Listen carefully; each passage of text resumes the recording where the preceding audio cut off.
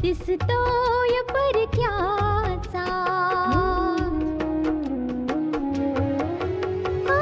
फुलाच चेहराचा दिसतोय परक्याचा, नसे सुटणार नाजूक गुंता दोष न चरख्याचा, फुले मी म्हटले जे होते पाहुणे ते, तरी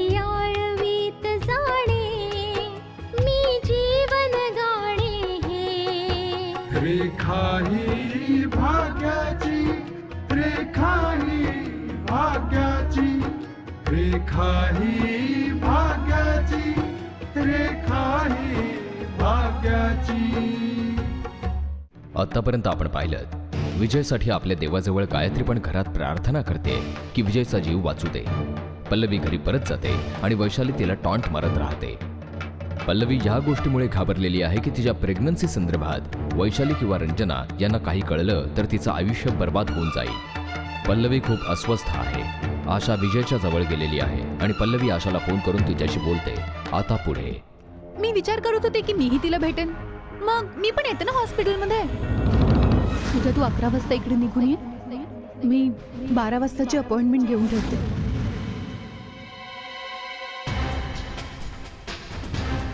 पल्लवी, कसला विचार करतेस? ते दीदी, मी विचार करत होते की तुम्ही तिकडे येऊन काय करणार. आय मीन, तुम्हाला तिकडे चांगलं नाही वाटणार. अगं पल्लवी, असं कसं म्हणतेस की चांगलं वाटेल की नाही वाटेल? एक फॉर्मॅलिटी आहे, म्हणजे त्यांना असं नको वाटायला की आम्ही पाहायला सुद्धा आलो नाही. ठीक आहे, पण इथे मम्मी त्या सुद्धा एकटीच राहतील ना, तर मग मम्मीना सुद्धा घेऊन जाऊ सोबत. अगं नाही सुनबाई, मला मंदिरात जायचंय. आज एकादशी आहे आणि कोणाचं तरी घरी राहणं जरुरी आहे. छोट्या सोनीला जाऊ दे, आपण पुन्हा कधीतरी भेटायला जाऊ. तू जा एकटीच पल्लवी, ती तुझी मैत्रीण आहे. तू तिच्या सोबत राहशील तर तिला जरा बरं वाटेल. ठीक आहे मम्मी. अच्छा सुनबाई, मी मंदिरात जाऊन येते लगेच. हो हो मम्मी, हो.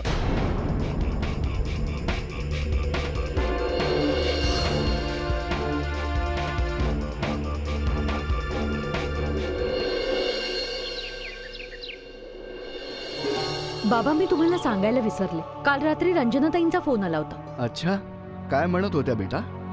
खरं तर त्या पल्लवीबद्दलच बोलत होत्या जास्त. पल्लवीबद्दल काय सांगत होते एवढं? पल्लवी ठीक तर आहे ना? हो, पल्लवी ठीक आहे, पण त्या म्हणत होत्या की आजकाल पल्लवी खूप दुःखी आणि उदास असते सारखी. काय? हो, या गोष्टीमुळे खूपच अस्वस्थ वाटत होत्या त्या. ते काय बेटा, विजय आणि आशाच्या कारचा अपघात झालाय. त्या अपघातामध्ये आशाने तिचं मूल गमावलंय आणि पल्लवी आशाची अगदी जवळची मैत्रीण असल्या कारणामुळे या अपघातामुळे दुःखी झाली असणार. मी त्यांना हे समजवण्याचा प्रयत्न केला, पण त्यांचं म्हणणं आहे की ऍक्सिडेंटच्या आधी सुद्धा पल्लवी खूपच उदास आणि गप्प राहत होती आणि विचारल्यावर काही बोलतही नाही ती. काहीतरी जर असं असेल तर तू पल्लवीला भेटून एकदा विचार की नेमकं काय झालंय, आणि जर हे खरं असेल तर त्यामागे काही ना काही कारण पण असणार. बेटा, ती तिच्या सासरी राहतेय आणि पल्लवीला समजावायचा प्रयत्न त्यांनीच केला पाहिजे. बाबा, मी तर फक्त इतकंच म्हणू शकते की पल्लवीची सासू रंजना खूपच चांगली आहे. नाहीतर तिने आपल्याला फोन करून का सांगितलं असतं? ती वारंवार फक्त हेच सांगत होती की तिला पल्लवीला आनंदात पाहायचंय, बस. गायत्री, जर असं असेल तर तू पल्लवीशी नक्कीच बोलायला हवंस. ठीक आहे. अच्छा बेटा, मी हॉस्पिटलमध्ये चाललोय. जर पल्लवी भेटलीस तर तिच्याशी मी सुद्धा बोलेन. विजयला नेमका हॉस्पिटलमधून कधी सोडणार आहेत? तो बरा तर झालाच आहे ना? हो बेटा, ठीक तर तो झालाच आहे. आता हे तर हॉस्पिटलमधले डॉक्टर्सच आपल्याला सांगू शकतील की विजयला केव्हा सोडायचं घरी. तसं बलराज सांगत होते की विजयच्या काही टेस्ट वगैरे करायचे आहेत. बाबा, विजयच्या सगळ्या टेस्ट आणि चेकअप झालेले आहेत. त्याच्या जखमा आता भरायला लागल्या आहेत. तो आधीपेक्षा बरा आहे. हा सगळा आपल्या आशाच्या प्रेम आणि सेवेचा परिणाम आहे. हो बेटा.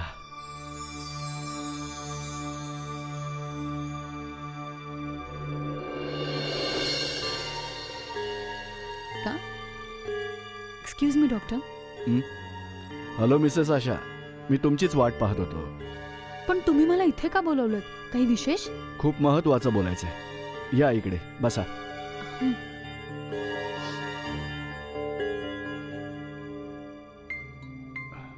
बोला ना. आम्ही ज्या टेस्ट केलेल्या आहेत ते रिपोर्ट्स पाहून तर मी स्वतः सुद्धा शॉक झालेलो आहे. कसला शॉक डॉक्टर? नेमकं झालंय काय? तुम्हाला माहिती आहे ना ऍक्सिडेंट किती मोठा होता. विजयला खूप आतपर्यंत जखमा झालेल्या आहेत. मला माहिती आहे डॉक्टर. विजयला किती खोलवर जखमा झालेल्या आहेत मला माहिती आहे डॉक्टर. नाव रिपोर्ट्स हे कन्फर्म करत आहेत की मिस्टर विजय त्यांची वडील बनण्याची क्षमता गमावून बसले.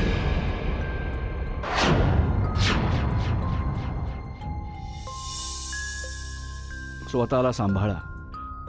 मला माहिती आहे की तुमच्या कुटुंबासाठी हा खूप मोठा शॉक आहे, पण हे सांगणं गरजेचं आहे. अदरवाईज तर त्यांचं आयुष्य नॉर्मल असेल, नॉर्मल हजबंड सारखंच. फक्त इतकंच आहे की वडील नाही बनू शकत.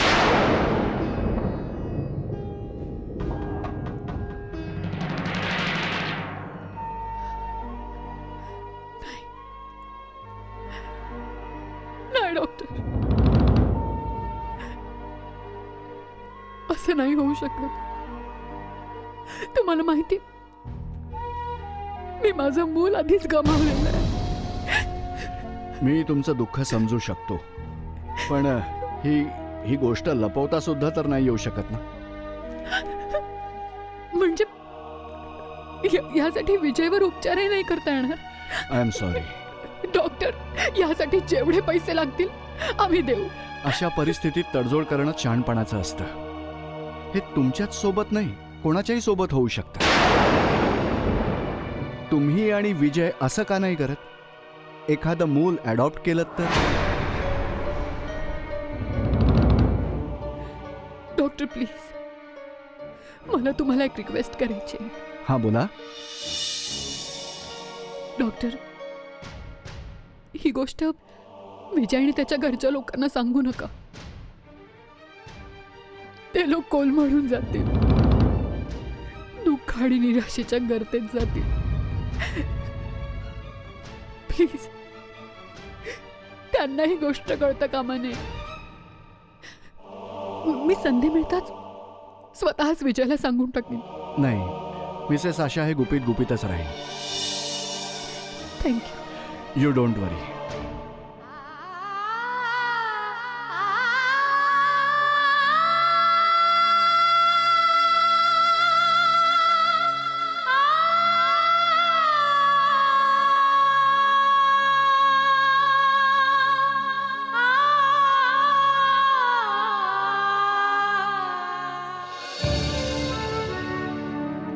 सुनबाई, डॉक्टरांना भेटलीस तू? तू गप्प काय सुनबाई? काय म्हणाले डॉक्टर असं? मम्मी, ते डॉक्टरांनी सांगितलं होतं की काही रिपोर्ट्स अजून यायचेत, म्हणून म्हटलं एकदा डॉक्टरना जाऊन भेटू. मग डॉक्टर काय म्हणाले? पप्पा, डॉक्टर म्हणालेत की रिपोर्ट्स नॉर्मल आहेत. विजय लवकरच पूर्णपणे बरा होईल. परमेश्वराचे खूप खूप उपकार आहेत की विजय पूर्णपणे बरा होणार आहे आता. आणि हो, ते विजयला कधीपर्यंत सोडणार आहे? पप्पा, त्याबद्दल डॉक्टर नंतर सांगणार आहेत. जर विजय बरा झालाच असेल तर डॉक्टरशी बोलून त्याला घरी घेऊन जायला हवं. दीदी, विजयची तब्येत बरी आहे, पण तरी सुद्धा आपल्याला काळजी घ्यावी लागेल. हो सुनबाई, आपण सगळे आहोतच ना विजयच्या जवळ. पण आशा, तुझ्या डोळ्यात अश्रू? नाही मम्मी, मी अजिबात रडत नाहीये. तुम्ही विजयकडे जाऊन बसा, मी येते थोड्या वेळात. पण तू कुठे चालली आहेस? मी मंदिरात जाऊन येते. लवकरच येते मम्मी.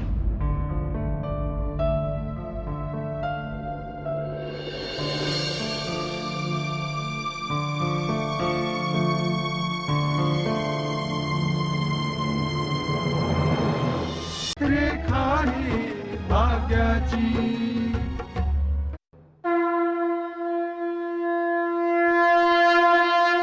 एवढा मोठा अन्याय का केलास परमेश्वरा?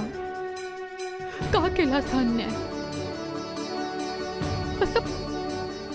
असं कोणतं पाप घडलं होतं आमच्या हातून? कसल्या चुकीची शिक्षा देतोय आम्हा लोकांना?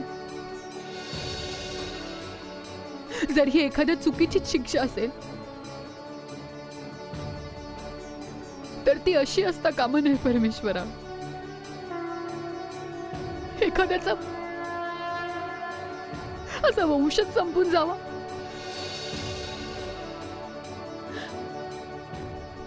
परमेश्वरा, तू असं नाही करू शकत. असं नाही करू शकत. किती सुखात होतो आम्ही सगळे, किती सुखात होतो.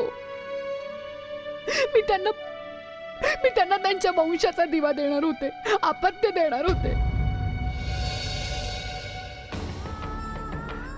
पण तू माझ्यापासून त्या अपत्यात हिरावून घेतलं. आणि आता हे सुद्धा की विजय कधीच बाप नाही होऊ शकत. नाही परमेश्वरा, हा अन्याय, असा अन्याय ज्यामुळे आमच्या कुटुंबाची वंशवेल कधीच बोलणार नाही. नाही, तू असं नको करूस. तू असं नाही करू शकत.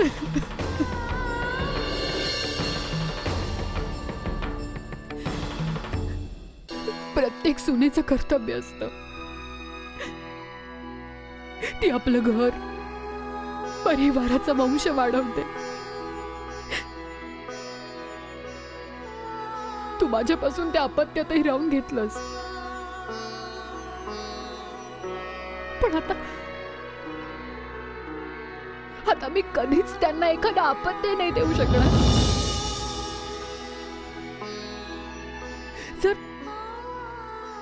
जर माझा विजय बाप बनू शकत नसेल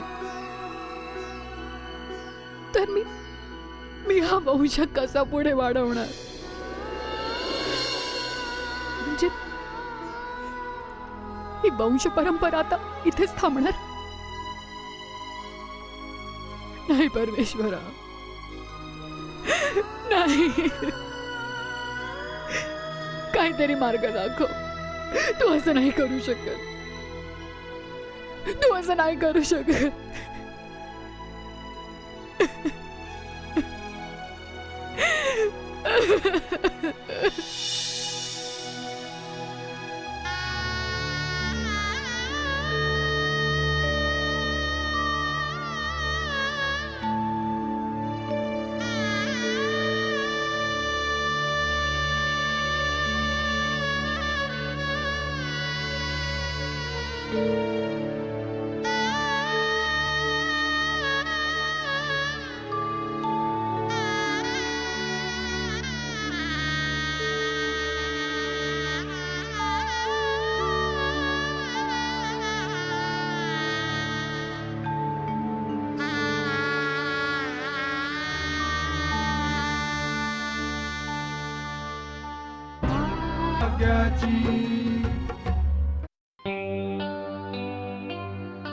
तुम्ही दोघी इथे का उभे आहात?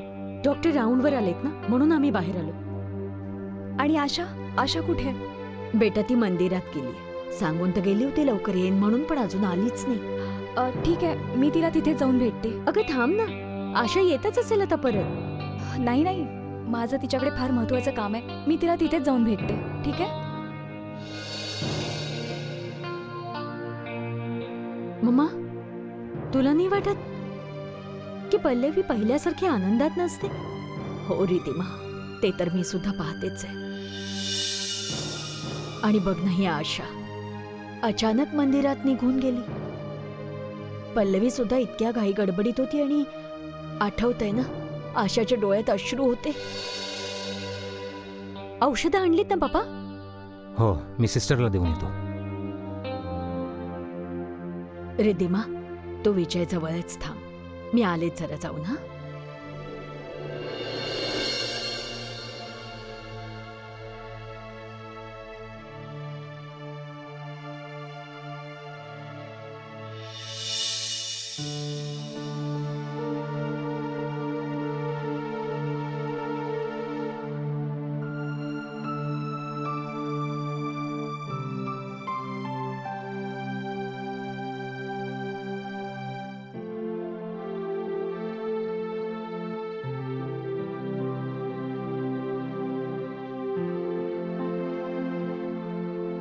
सिस्टर, ही घे औषधं.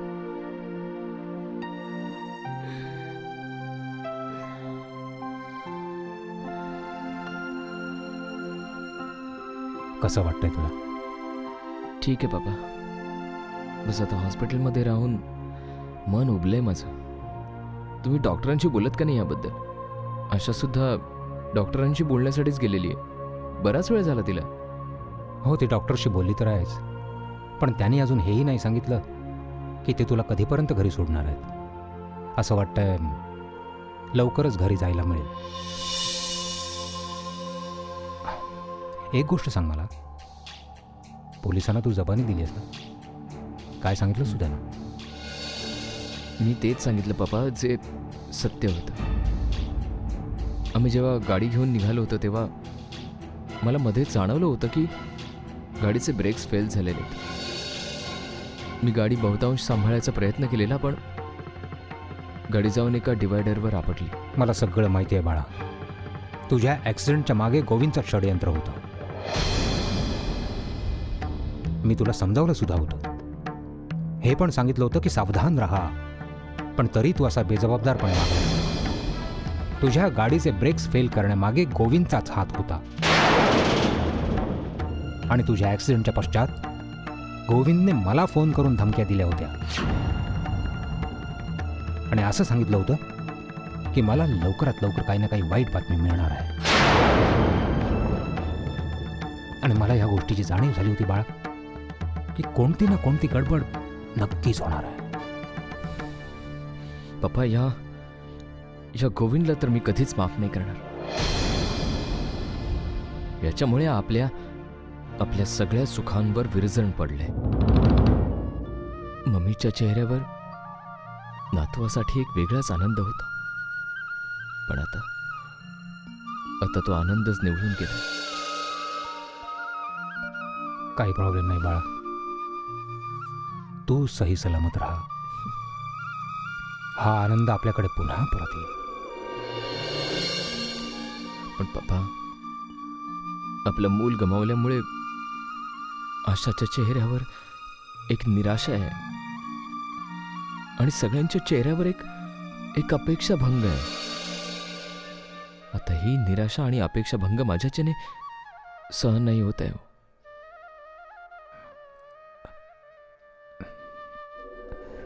रेखा ही भाग्याची.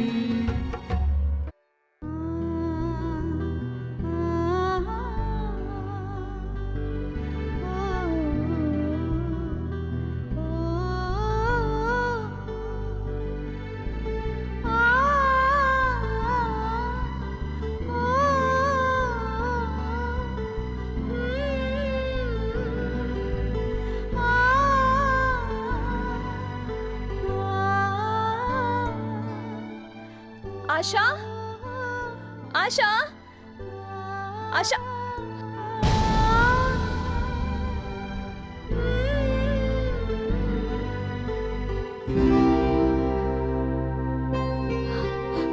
आशा, तू अशी का बसलीस इथे?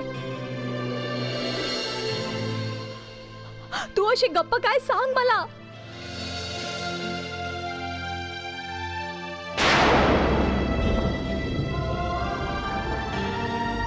पल्लवी,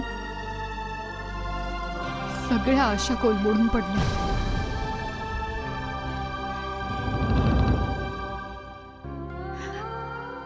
सुखाच्या सगळ्या आशा कोलमडून पडल्या. हे तू बोलतेस काय आशा? कोणत्या आशेबद्दल बोलतेस हा? आयुष्यामध्ये जेव्हा सगळ्या आशा आकांक्षा कोलमडून पडतात तेव्हा आयुष्य ओझं वाटायला लागतं. मग आयुष्य पार नीरस होऊन जातं. सर्व काही संपून जातं.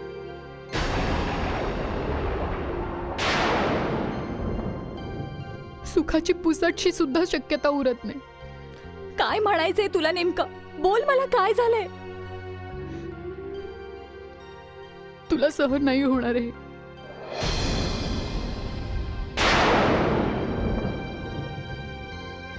माहिती नाही परमेश्वराने असा अन्याय का म्हणून केला. कोणत्या अन्यायाबद्दल बोलतेस तू? बोल मला, काय झालंय तुझ्या सोबत? सत्य ऐकायचं ना तुला? हो. मग ऐक.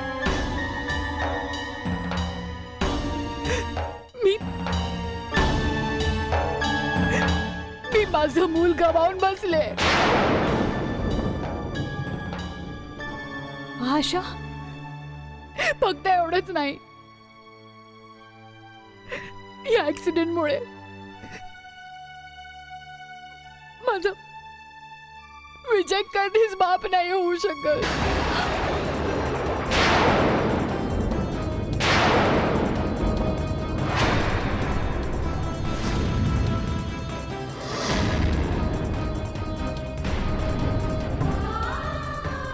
नाही, असं नाही होऊ शकत. नाही, हेच सत्य आहे पल्लवी. हेच सत्य आहे की आता विजयच्या परिवाराला कधीच वंशाचा दिवा नाही मिळू शकत. हे सत्य आता नजरेआड नाही करता येणार. डॉक्टरांनी स्वतः मला सांगितलंय. परमेश्वराचा हा काय खेळ आहे?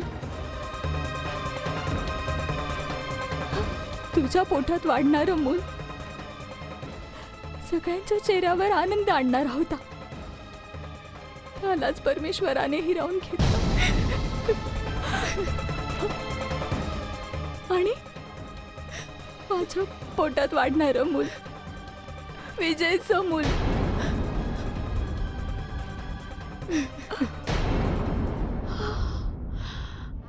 योगायोग म्हणू की परमेश्वराची इच्छा, पण पल्लवी, तूच आहेस आता. तूच आहेस आता जी माझं घराणं निर्वंश होण्यापासून वाचवू शकतेस. पल्लवी, हे तुम्ही काय बोलता? मूल नाही वाचलं ना, पती पत्नी तर आहे आणि त्यांचं वय सुद्धा नाही झालं ना अजून. मग आता सगळं होईल ठीक. कदाचित तुम्ही त्यांच्या दुःखाचा अंदाजही नाही लावू शकत.